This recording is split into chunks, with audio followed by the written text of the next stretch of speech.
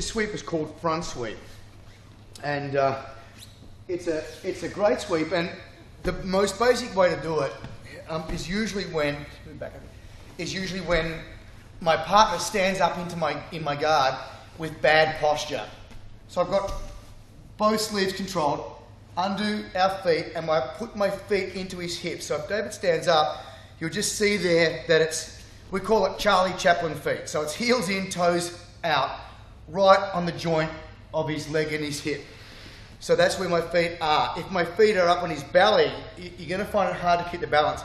The first thing we do is push him away to get a reaction. Once I feel him resist that, I feel his weight on my feet, we collapse our knees down toward our face and then redirect them up above our head. So it's really important in that phase of it, I drop him down and redirect him up here so that I'm holding him here. The most common mistake there is people drop them down and push them back where they came from. So it's drop him down and lever him up. Once he's up, my legs are pretty straight. I have the best balance when my legs are in a position of almost full extension. So I've got my legs pretty straight there. Keeping the arms controlled, we drop his head right next to our ear, turning our head looking at his ear.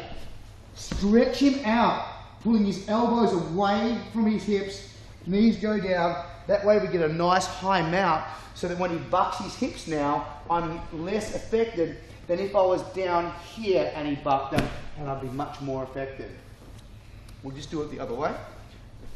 So from here, he's in my guard, he stands up, 1 foot, 2 feet, push, collapse, redirect him up, drop him next to my ear, turn my head, stretch him out, knees go down, and establish our mount position. The worries are usually two, and that is, one, having trouble keeping the balance, and that's often a function of having our legs too bent. If our legs are straight, we've got good balance. If I'm standing up, I mean, we spend most of our time like this, so our proprioception, all of our neural pathways are really built around the idea of having pretty straight legs. My balance is perfect like this. When I get out of that, down to something like that, my balance is not quite as good. So that's why when someone's standing up in your guard and you want to lift them up for a front sweep, get those legs straight. And when you drop him down behind you, keep them straight until he hits the ground. Don't bend them, okay? Keep your legs straight. So it's almost like you just want to do a stretch where I've got my legs straight and I'm stretching and lowering my legs behind my head. They have not bent. Whereas people tend to bend them, and that's where they feel that they can't go over, the weight's on their necks, so they drop off to the side. Legs straight, head turned right, over we go, stretch him out, and come on top, and it's pretty simple. A common error people have is kind of launch the person away. You know, the person's starting to roll over, and there's this sense that you've succeeded, and you want to get the person, and you sort of, as you're back rolling, you kick the person away, and that makes it impossible to then mount the person. It looks good in the movies, though.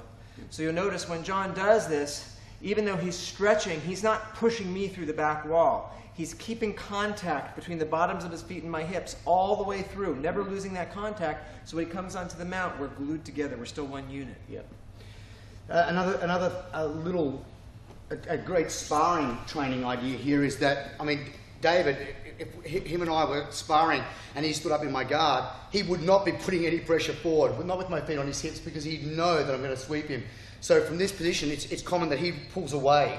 So in that idea there, I'm not able to do my front sweep because I can't get him coming toward me. But by pulling hard on my hands and standing on his hips, and he's pulling hard backwards, I can jump in underneath him and get him into the air.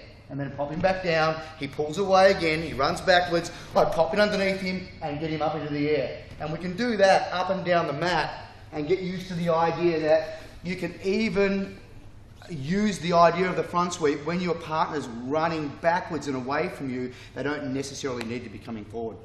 I think with that, it helps to consider that when you're underneath the person, your hips are here and your feet and their hips are above you, that's when they'll fall. When they're pulling back, you're going to have to lift them all the way up and over. So bringing the center of that wheel underneath you makes it easier to make the rest of the turn.